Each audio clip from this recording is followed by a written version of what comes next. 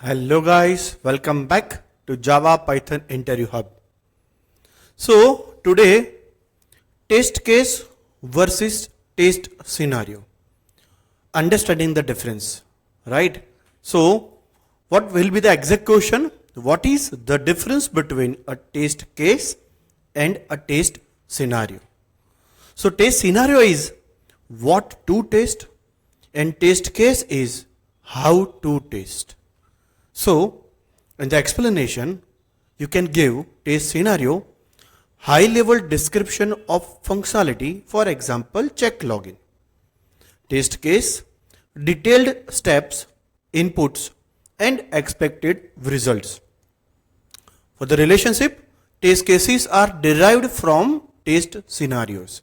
And the purpose, scenarios help with planning while cases help with the execution. So, if you like the content, please subscribe to our channel Java Python Interview Hub. Thank you very much guys. We'll meet in the next question.